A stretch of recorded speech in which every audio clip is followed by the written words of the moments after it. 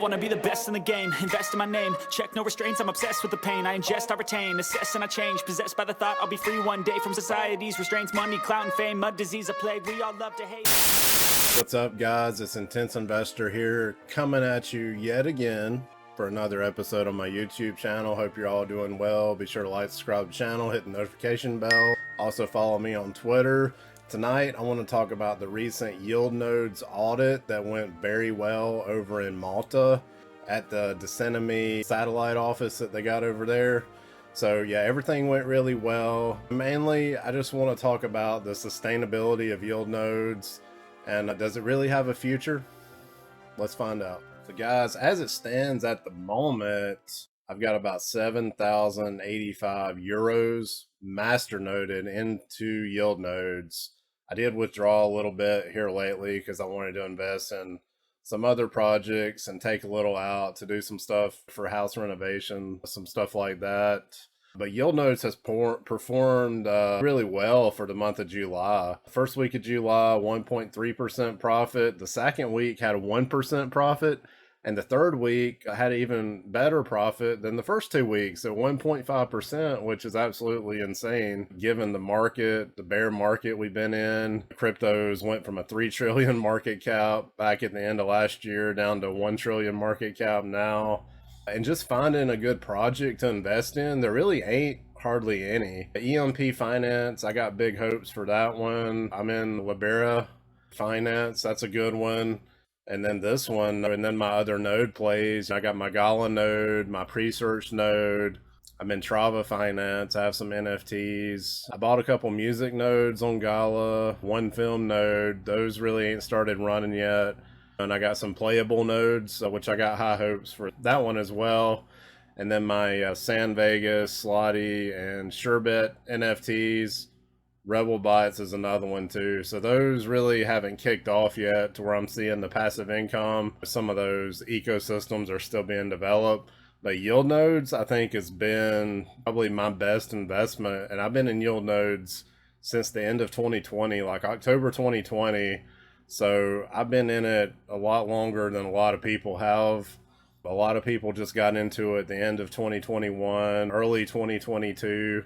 I just wanted to touch base on the profit made so far in July. Like I said, I got 7,085 euros masternoded, and I could withdraw like 1,700 something right now. I'll probably just reinvest this. I want to at least have 10,000 euros masternoded. I'll probably gradually increase that every month again, like I did before when I built up to 25,000 euros. And they do got this cool thing now, this deposit bonus. This is for people that are doing emergency withdrawals. So if you're able to purchase this emergency withdrawal, you can get a 20% free bonus profit, which is cool if you can catch it. That's the thing. So you got to catch it whenever you see it pop up. I would definitely tell you to set up your 2FA over here if you haven't already. It's on the menu. This is after you register. It's totally free to register. The minimum amount to invest is like 500 euros. Maximum amount is 250,000 euros, and that's per each time you invest. So the bar is set pretty low for the amount of investment that you need to invest in Yieldnodes. So that's a good thing. So let's go down to this audit. This is going to take me a little bit to go through, probably 8 to 10 minutes. But just sit tight because there's some really good info. They did this July 19th, 21st over in Malta. That's over their Descenemy hub over there. I kept saying Descenemy. I always said Descenemy, so I must have been saying that wrong the whole time.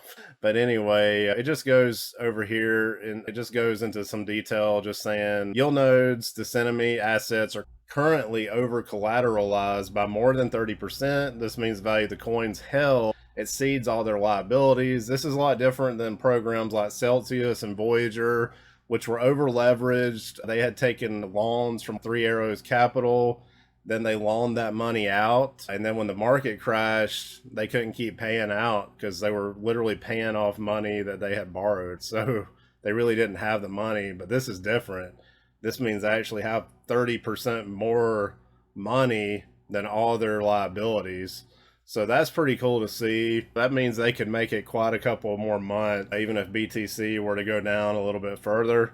So they've really developed this well. They got the architect here, Liam D. He was actually able to show all the data here. I read through this earlier. It looks like James Pelton. He's a big YouTuber here, does a lot of crypto YouTube videos.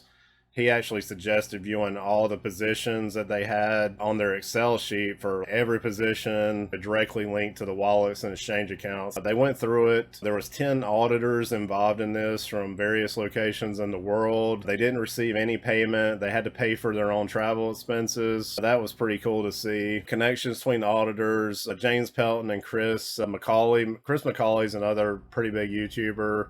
Also invest in a lot of crypto projects. There was one that canceled, so they had another guy fill his place.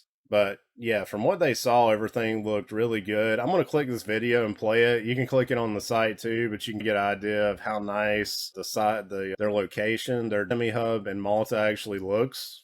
So definite first impressions is these guys have been playing a lot of games like pinball and ping pong. Nah, I'm just playing. I'd throw that in there. All the gaming tables and stuff, exercising.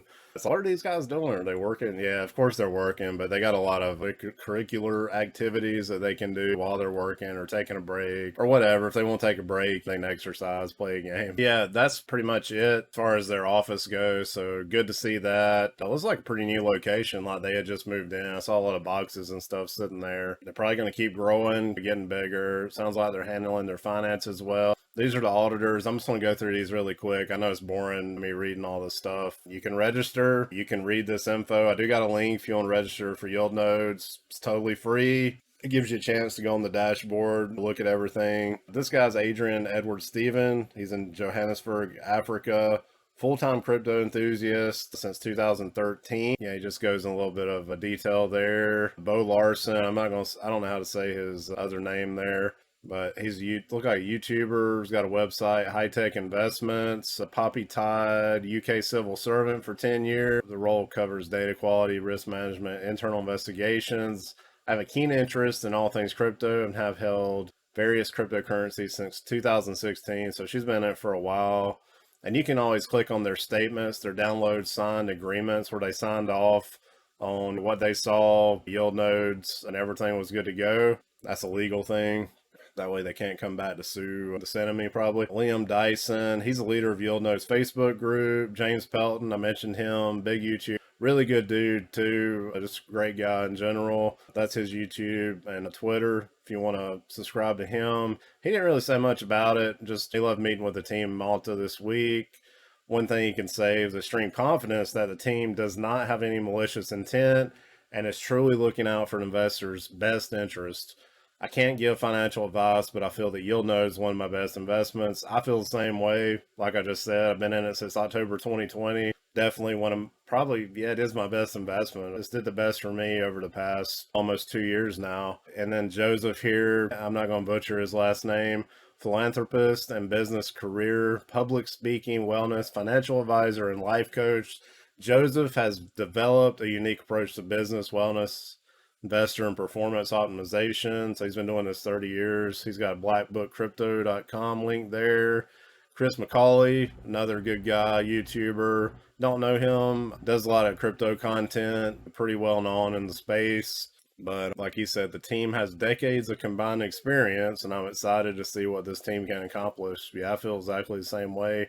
Felix Schultz, former architect. That's interesting. I'm also in construction industry. I'm a project manager. But this guy was a former architect who quit his day job. Maybe I can do that someday for selling cat t-shirts via print on demand and made his name in the German speaking e-commerce community. So that just goes to show you, like, the older I get, I turned 40 last year. So working a 9-to-5 job, the past 10 years from like when I was 30 to 40, I felt like I was going to be trapped doing that the rest of my life. So I wanted to find something different, more fulfilling, where I had more time to do what I want, spend with my wife.